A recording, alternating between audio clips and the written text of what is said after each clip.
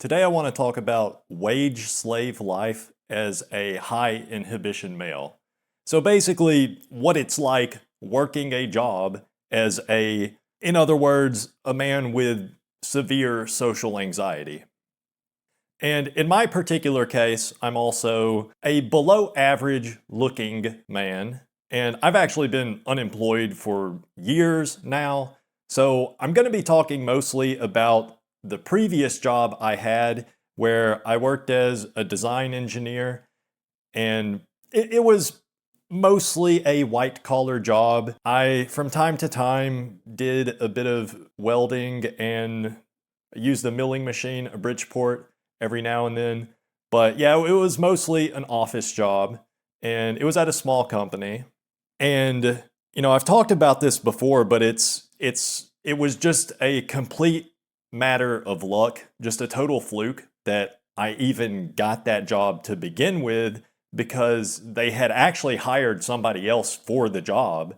And then that person just never showed up on the day that was supposed to be their first day of work.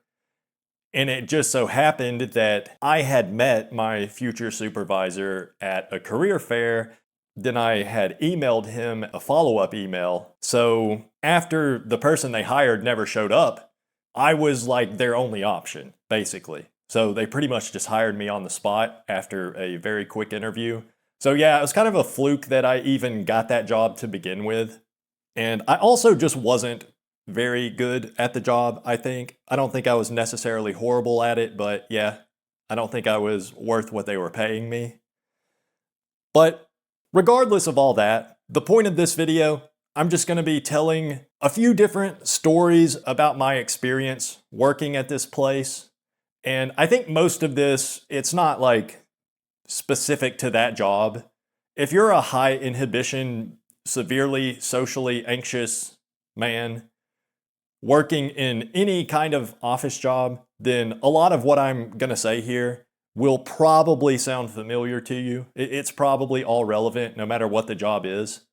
So I am going to tell some specific stories, but just in general, when you are working in that white collar office environment and you have crippling social anxiety, especially if you're a below average looking guy. I mean, in fact, if I was a good looking guy, if I was Chad status, it probably wouldn't matter how bad my social anxiety is. But then it's also like, if I was Chad status, I'd probably not have social anxiety that bad. It's kind of a chicken or the egg situation. But yeah, either way, in general, I was always afraid to speak up. People can sense the nervousness on me. People can sense the awkwardness. They sense that I'm uncomfortable. Anytime we're in a meeting, anytime I'm supposed to be talking to anybody for any reason, really. And even just sitting in the office cafeteria at lunchtime. And for whatever reason, at this job, they actually had a rule that you're not supposed to eat at your desk. I think it's because the office building we were in had only recently been constructed, so they wanted to like keep it all fancy and clean and everything. So there was a rule you're not allowed to eat at your desk. So they had a big lunchroom, and that's where you had to go to eat. And now there was a lot of tables in there. There was way more tables and chairs than there were employees that worked there.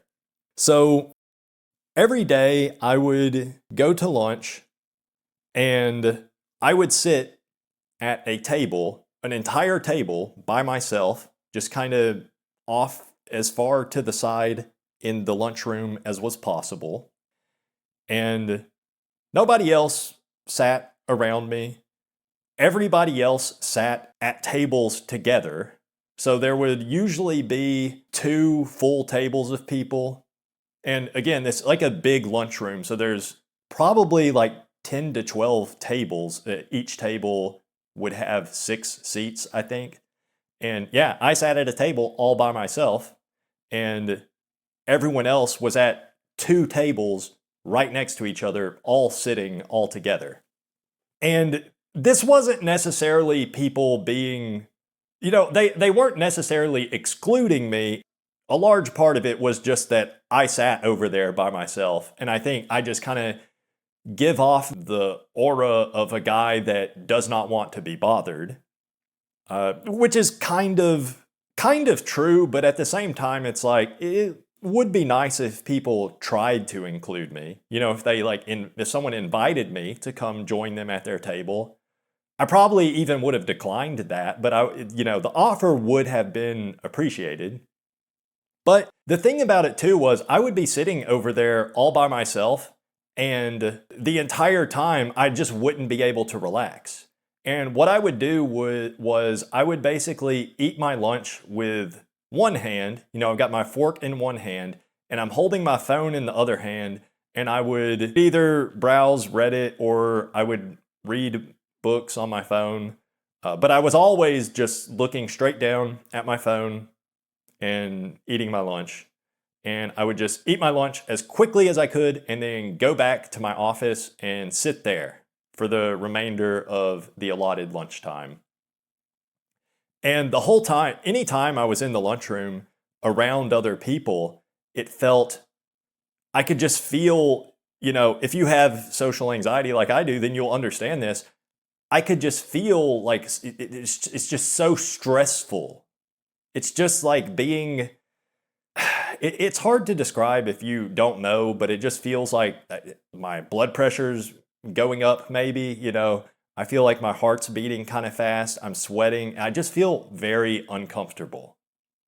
And it wouldn't be until whenever I would finish eating my lunch and I would go back to my desk where I would actually have, I actually shared an office with my supervisor, so it was just two of us in this office, and he would usually go out for lunch. So I would eat my lunch real quick in the lunchroom, then I would go back and sit at my desk, and I would usually get 20 to 30 minutes of actual alone time where I was alone in that room by myself. And of all the time, the entire 8-hour workday, that was the only time that I ever felt even halfway comfortable. It's the only time where I was ever able to even almost relax. So, yeah, that sucked. And just in general, it only takes a few days, maybe not even that, maybe just like 1 day, 2 days when you start a new job. It only takes a few days for your reputation to be established. And in my case, when I started this job, it only took at most like a week, for pretty much everybody else that worked there. Because like I say, it was a small company, so I met every single person very quickly.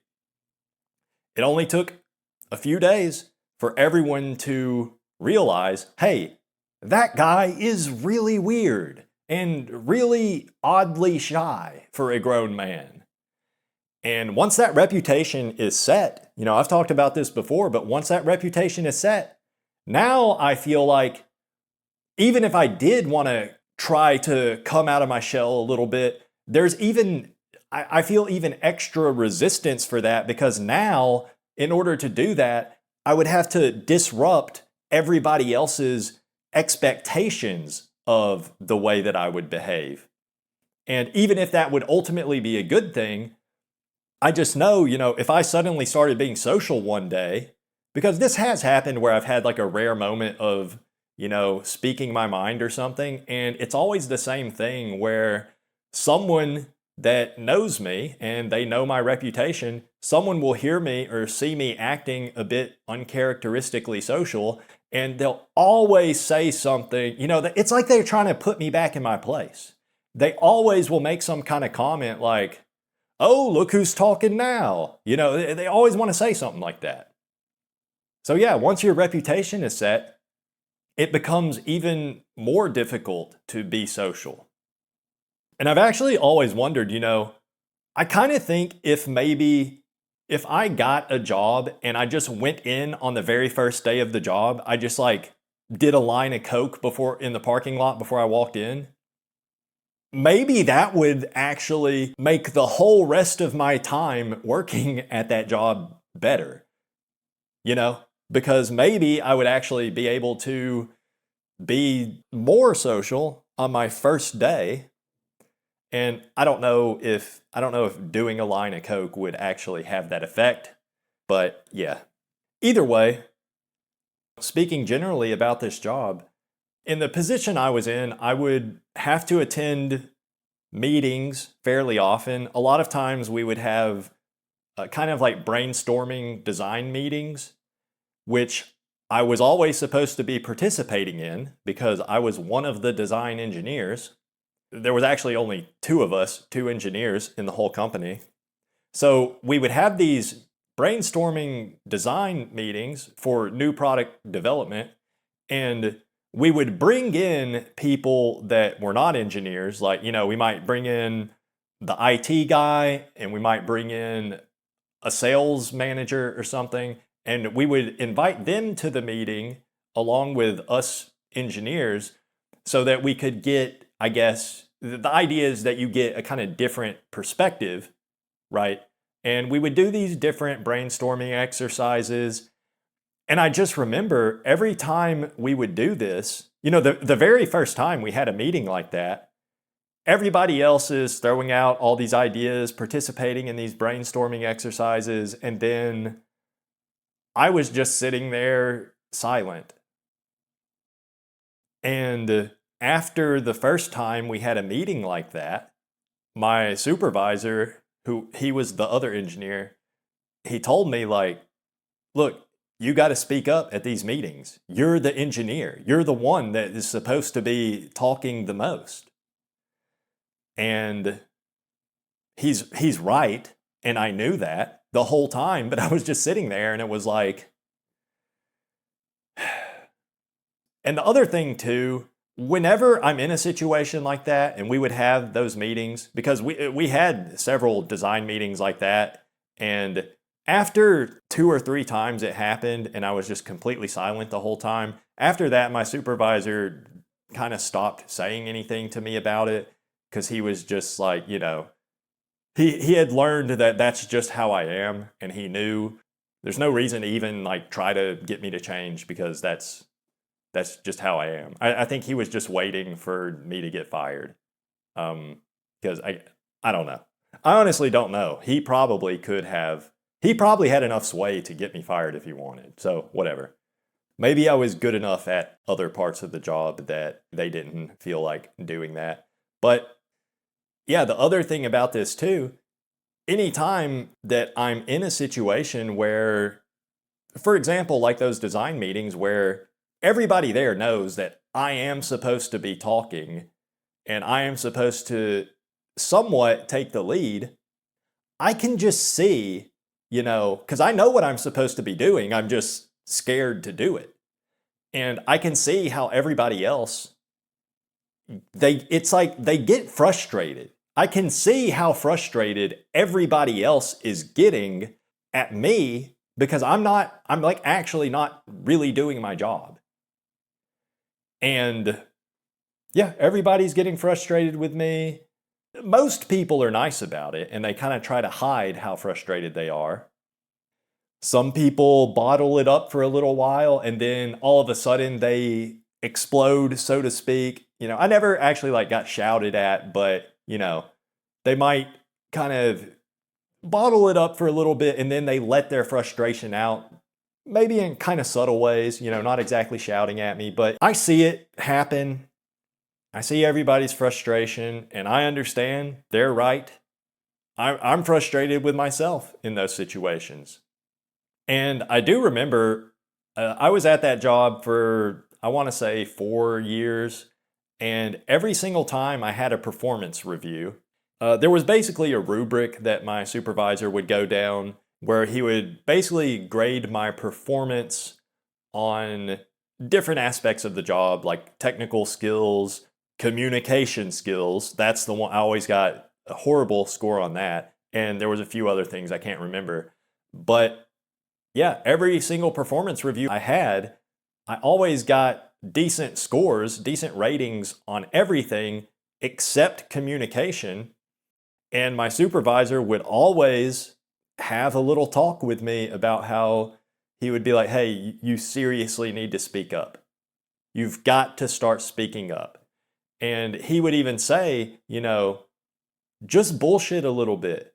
Just talk to other people at work. Talk to your coworkers. Just BS a little bit. Have fun. Make conversation. Make small talk with people. And I could just always tell, the longer I worked there, the more and more my supervisor, I could tell that he really resented me. And he just got more and more frustrated with me. And he was a nice guy. He was, the vast majority of the time, he was always nice to me. Not just the majority, he always was a nice guy to me. So he was a friendly guy. But I could tell how frustrated he was getting with the fact that I wasn't able to perform the duties of my job. And it was specifically because of this one thing, it was specifically because of my fear of social interaction that it hindered my ability to perform my job at almost every other aspect. And I remember one specific anecdote from this job. Every year at this place, we would have a 2 or 3 day period where we would have a company-wide strategy meeting, or I guess strategy meetings. It took place over a period of, I think, 3 days. And these were pretty much half-day meetings. So it would be basically 4 hours a day for 3 days of just doing the strategy meetings. And this is every single employee in the company that is at these strategy meetings. And one of the things that we would do that was a big part of the strategy meetings, because for the most part, it was just kind of sitting there and different people would give little presentations. And it was basically like I could just sit there and do my best to pay attention, but I didn't actually have to participate most of the time. But one big part of these strategy meetings was we would do what is called a SWOT analysis. And I'm sure a lot of you have heard of this. It's SWOT, S-W-O-T. And it's an acronym. I forget what all the letters are. It's like the S, I can't remember. The W, I don't remember. The O is opportunity and the T is threat, right? So you make different lists on the whiteboard where you list all the opportunities, you list all the threats, and there's also whatever the S and the W stand for, I don't remember.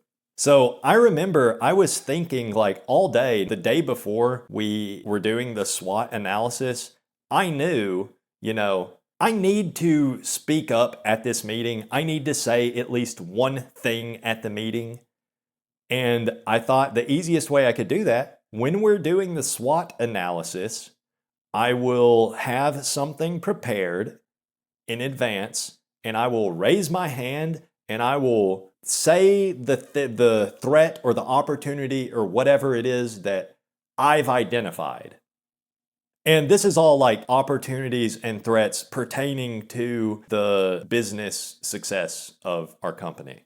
So the day before that, in the time when I should have been actually working on like CAD designs or whatever, instead of that, I was just sitting there trying to think of what is a opportunity or what's a specific threat that I can speak up and say at the meeting so that I'm participating in the freaking SWOT analysis.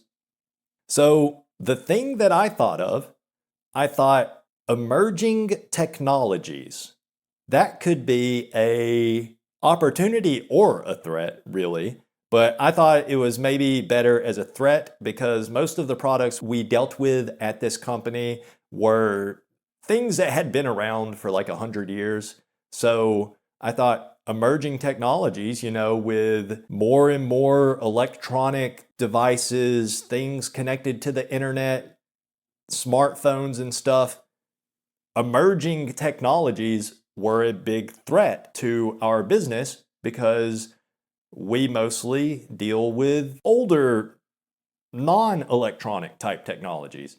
So if somebody designed something new that uses the internet somehow or has some kind of app, that could maybe jeopardize part of our business. So I thought emerging technologies, that is the phrase that I am going to raise my hand and say at the strategy meeting. I'm going to say emerging technologies, that is a threat I have identified. Write that on the board for the SWOT analysis.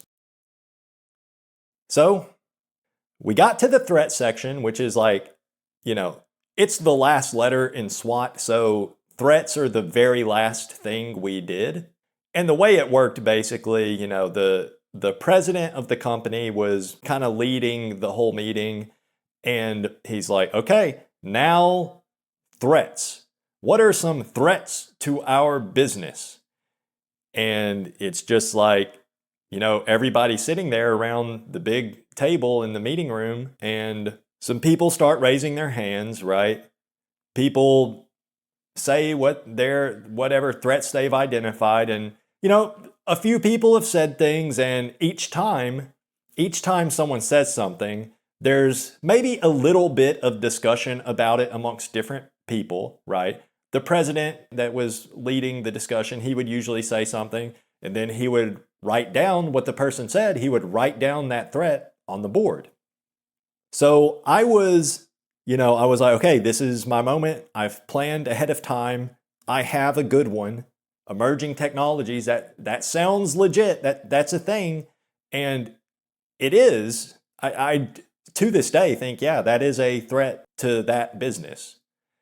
And so I by the time I worked up the courage to raise my hand, because I waited for some other people to say some things before I even rose my hand at all. And by the time I did, I was sweating. I probably had beads of sweat on my forehead by this point. And I definitely had sweat stains in my armpits by this point, probably on my back as well, that's where I really sweat. So I rose my hand. The president called on me. He said, "Oh, loser maxing. Okay, you've got something?" I said, "Emerging technologies." And he looked a little bit confused, like I said something weird, and he's just like, okay, emerging technologies. Could you be more specific? And I thought I was just going to be able to say emerging technologies. Maybe a couple of other people would say something and then they'd just write it on the board. I didn't plan a whole thing about it, Emerging technologies that's all I had, that's all I got. So when he asked me to be more specific, I didn't really know what to say because I didn't know what to say. And the thing is, when I conceptualized emerging technologies, that phrase in my mind, I was thinking, well, there's Internet of Things, smart connected devices and sensors and stuff that could replace some of the products we're selling. That's the kind of thing I was thinking. But I just couldn't think of it at the time. So he asked me, he was like, okay, emerging technologies, could you be more specific? So I said something like, well, I didn't necessarily have anything specific in mind, and I don't know why. Probably because I'm ugly, I guess, and because of my reputation. Why this kind of thing always happens to me. But the president was just like, well, loser maxing, being specific is what we're doing here. We are trying to identify specific threats. So if you don't have anything specific, I don't know what you mean by emerging technologies. And nobody else really said anything. And I could kind of see at least a couple people had kind of a reaction on their face to where it was like, they could tell the president was kind of being a dick to me. And That's what I don't understand it because this guy is like he was always nice to me other than that time, and it just felt like he was just shutting down what I said. The one thing I said that I brought up at the meeting, and yeah, I don't know. He didn't even write it down. What I said, emerging technologies, was the only thing, that was the only point brought up in the entire SWOT analysis. That was the only point brought up at all that did not get written down on the board. And I don't even think it's a bad point. I think there was some other things people said that were less important to be written down on the fucking whiteboard. But, you know, that's wage slave life as a high inhibition, ugly sub 5 male. And that's the kind of thing that would happen to me. And I'm sure some of you can relate to this. So I've got a couple more anecdotes of things that happened at this job. One thing was that we would occasionally visit local vendors and suppliers, whatever, and we would go to these different manufacturers, and it would usually be me and my supervisor because we were the engineering department, and we might have one of the sales guys with us or a product managers or whatever, right? So we would visit vendors and suppliers, and it would just so often be the case that it would be like these people would often be giving us a tour of their facilities. If it was a manufacturer, they would be showing us all their different machinery and how they do things. And it would always end up that as we're walking around being given a tour, everybody else is kind of walking side by side, all in conversation with each other. And then there's me following behind, not being included in the conversation.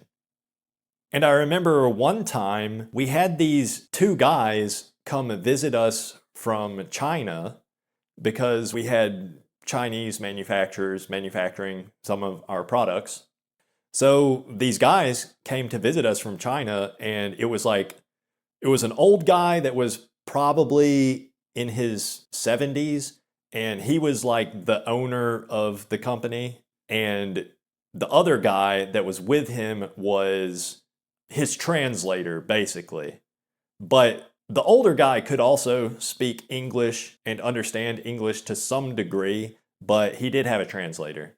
So I remember these guys came to our office, and we were giving them a tour of our office and our little workshop where we did prototyping. And the entire time, the older Chinese guy was just like, he acted like I was not even there. And I could tell, like, right off the bat, he immediately pegged me as a guy that is not important whatsoever. And you could tell he just thought I'm not important. I'm basically like an intern or something. And so I remember during the tour, we all kind of stopped in the workshop and were just having conversation in there.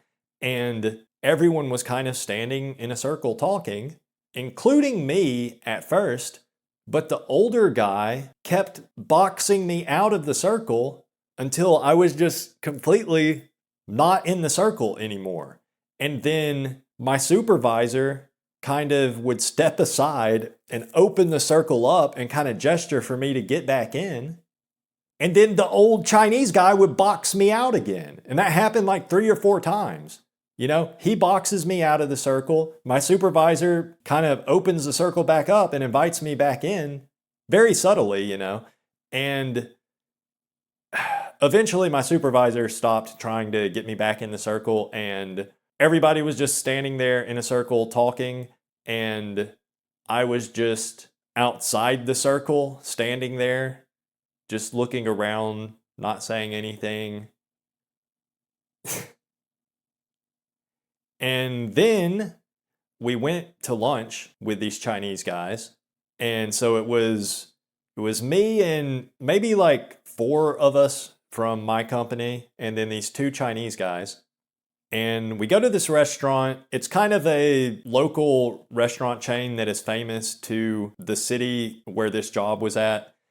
But anyway, so we went out to eat. And then after we ate, we're standing out front at like the front doors of this restaurant.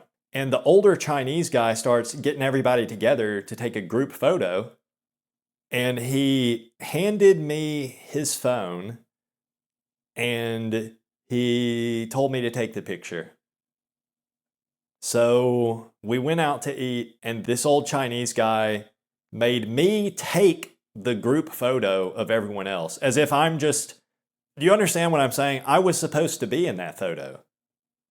But he made me take the photo, as if I'm not even part of that group. Like I'm just some other guy that was walking by in the parking lot that he flags me down to be like, hey, could you take a photo for us real quick? And of course, this guy, he barely speaks English. So he just kind of handed me his phone and was like pointing and he was like, doing like a camera gesture. But I knew what he meant. And yeah, I took the photo for him and I gave his phone back. And it's things like that, This was one of the most egregious examples of a time that a guy had treated me like that. This older Chinese guy was just, like I say, as soon as he first laid eyes on me, he just, I guess, immediately recognized that I'm beneath him in some way. And so he just treated me like I'm either invisible or I'm just worthless, basically. And nobody at my company did anything to correct that behavior, which I kind of understand because he was the owner of his company. So he was kind of, everybody's trying to kind of be flattering to him and everything. Nobody wants to tell him off.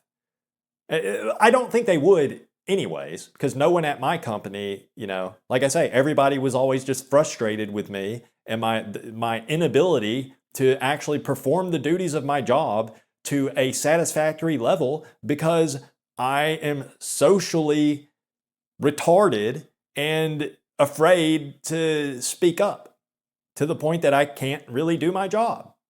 And it's just things like that, like the guy boxing me out of the circle where everybody's talking, or him making me take the group photo of everyone else when I am supposed to be part of that group.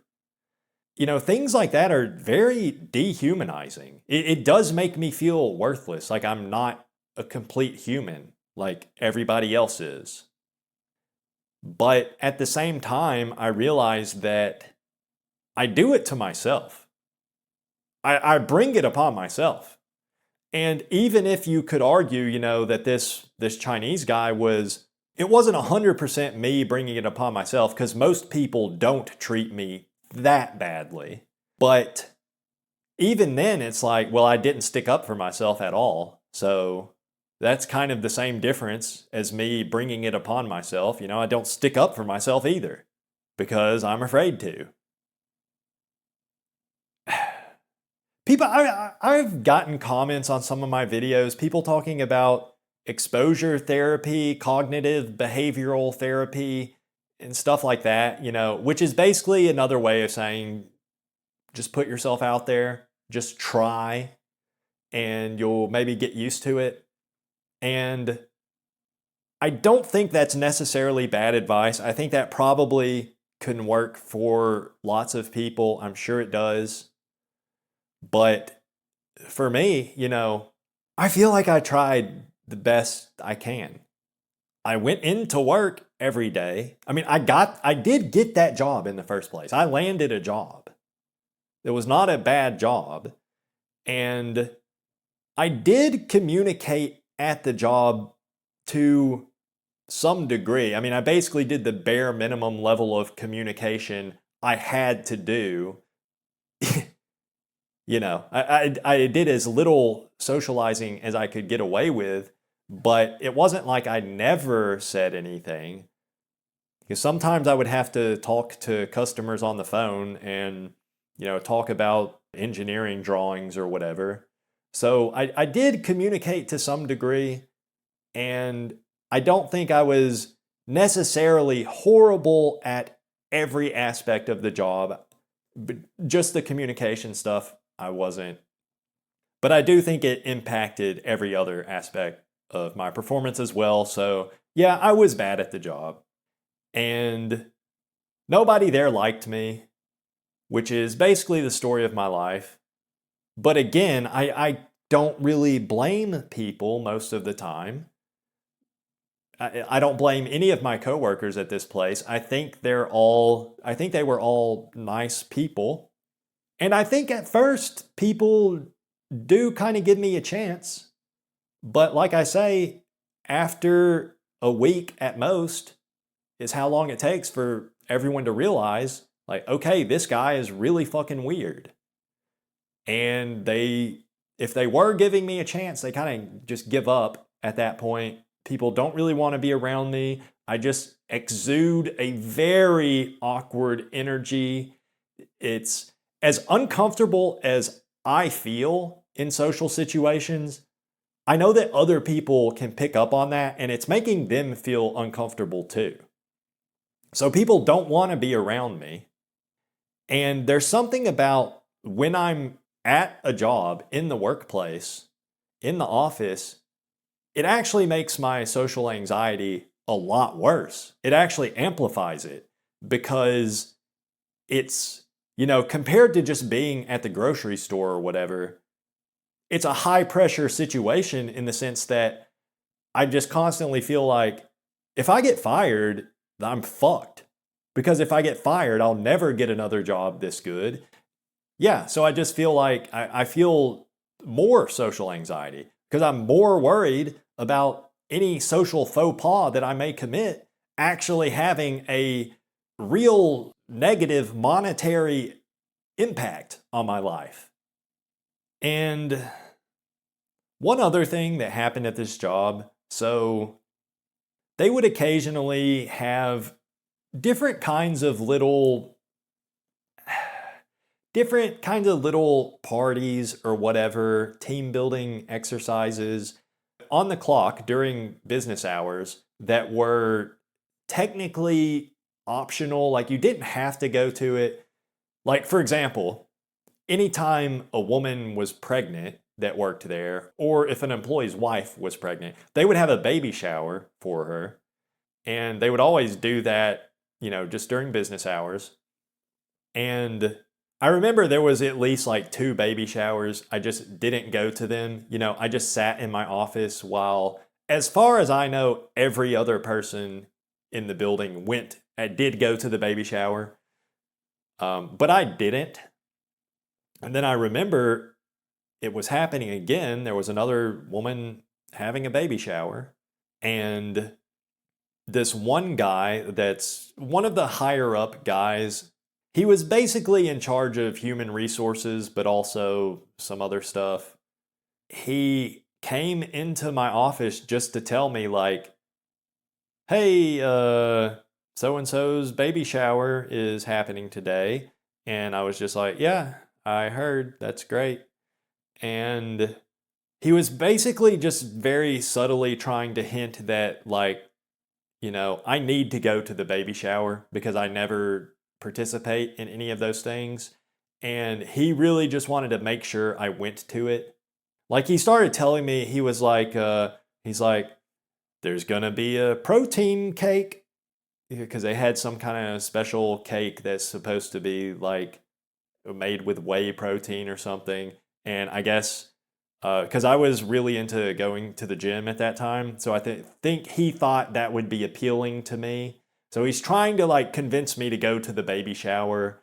And he was like, he's like, so are you going to go? And I was just like, I don't know, probably not, but I'll think about it. And then he did the thing where he walked out and he kind of tapped on the table as he was like walking out the door. There's a table over there near the door. As he's walking out, he kind of tapped on the table a couple times and he's just like, okay, think about it. And he walked out like a total freaking douchebag, honestly. And I did not go to that baby shower, but it's just things like that, you know, This guy had probably never in his working life ever felt the need to try to get a specific person to go to something like a baby shower. That's the kind of thing that can only happen if you were just like have crippling social anxiety to the point that you're basically just silent all the time, not just constantly afraid to ever say anything. Because most people would probably want to go to the baby shower. You get to go and eat cake for 30 minutes or maybe an hour, I don't know how long it is, instead of working. But I would just sit in my office, and sometimes I would work. Usually I would just look at Reddit or read books on my phone because, nobody else is working, so I didn't work either. But I'm not going to the damn baby shower because the thing about that, I don't think that it would have been expected that I actually bring a gift, but maybe that's something that I just wasn't sure about. So I didn't want to go to the baby shower and be the only person that didn't get a gift. And I also didn't want to get a gift because it was I felt like it could easily go the other way, I might bring a gift and then it turns out that, oh, only a few people actually brought gifts. And then I bring one, and then, the mother-to-be would just be sitting there okay, he brought a gift? What's he trying to say?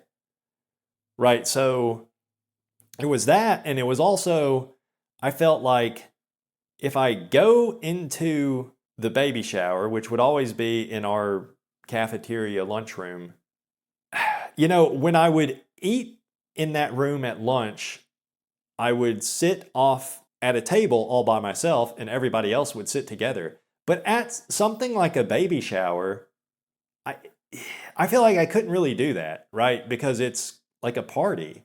You would have to sit with people, I think, but I'm not really sure. And I didn't want to. Honestly, I felt like if I did make an attempt to go to the baby shower, then what would happen is I would walk in, I would kind of look. Well, here's what I would do, because I did think about going to it, and the way that I think I would do it is first I would walk by the room and look in the door as I walk by. And I would just go to the bathroom or something, and then that's on the other side. And then I would just come back out. And depending on what I saw when I scoped it out, then I would go inside. But I kept thinking what's going to end up happening is I'm going to walk into that room and I'm going to be standing there awkwardly in the doorway, just looking around, trying to pick a seat. Trying to okay, do I sit there next to him? Do I try to sit at a table that nobody else is sitting at, but maybe not a table that's all the way off to the side? Would that be appropriate? And I mean, this is the way that a normal person wouldn't even think thoughts like this. They would just go to the baby shower and sit in a chair. And they wouldn't have to think about it because as soon as they walk in, they would see their little social group because, any kind of office environment or really even a blue collar work environment, it's the same exact thing as it was back in high school. Everybody's got little cliques, different social groups and everything. That's just naturally how when you have large groups of people, they naturally pair off into smaller groups. So most people, they would just walk into the room during the baby shower and they would just sit with their groups. They would sit with their little clique, their social circle. But I didn't have that, so I don't know what I'm supposed to do in that kind of situation. I have no idea. And speaking of this cafeteria lunchroom, I forgot to mention this, but like I said, I would always at lunchtime sit at a table off to the far side all by myself. But eventually, I just stopped eating lunch altogether. Because remember, I wasn't allowed to eat at my desk, so that wasn't an option. And they did enforce that rule. So, like, because I saw people tried to eat at their desk and they always got told to stop doing it. So, yeah. So, I just stopped going into the lunchroom altogether. I stopped eating lunch, and I even coped in my head like, I'm doing intermittent fasting. I'm doing intermittent fasting now. And I mean, I did. I did technically do intermittent fasting, which maybe that's healthy for you. I don't think it's bad for you, at least. I don't know that it necessarily actually has any health benefits because I wasn't trying to like keep my weight down particularly. And occasionally, a few times people ask me like, hey, why don't you eat lunch? Why don't you eat lunch? You're here for 8 hours. And I tell them, well, I'm doing intermittent fasting because that gave me an excuse to not go into the lunchroom. So I would get an entire lunch hour to myself, just sitting in my office. And like I say, my supervisor, who I shared an office with, he would pretty much always leave. He would go out for lunch. So I would actually have an hour by myself where I could relax a little bit. I was still a little bit on edge. Anytime I was there, not at my own home, I was a little bit on edge. But yeah, it's tough. And I think the white collar office environment is actually probably worse for anyone with high inhibition or crippling social anxiety. Because I have worked some more blue collar jobs and a lot of the same issues were there. I had a lot of the same issues in that type of environment, but I think it's not as bad, especially if you're actually able to stay busy working on things.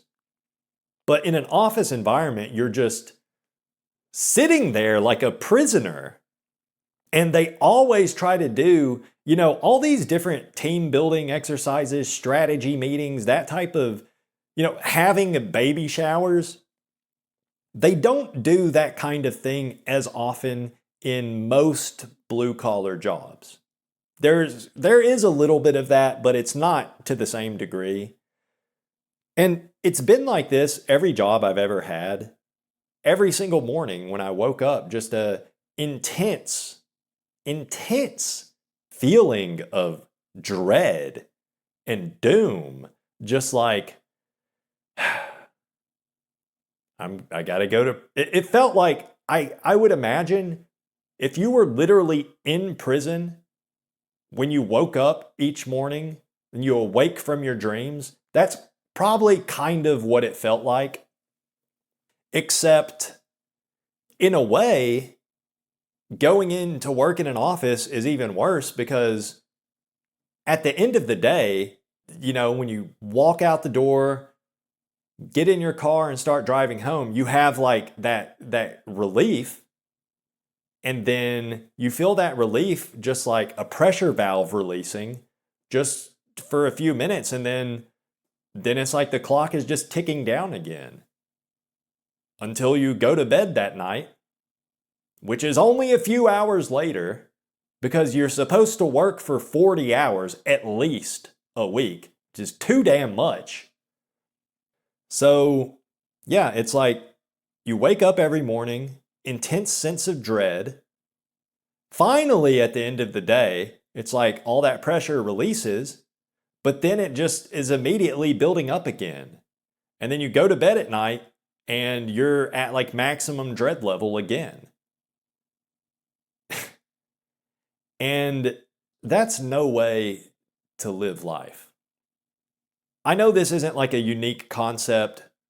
Even people that aren't people that aren't high inhibition, that don't have this crippling social anxiety problem, a lot of regular people also feel that sense of dread like I'm talking about. So that's just part of wage slave life, period. I'm sure it is worse for a guy like me, but everybody has that to some extent. And it sucks.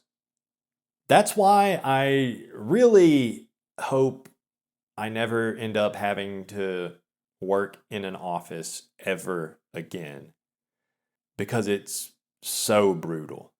It's so miserable.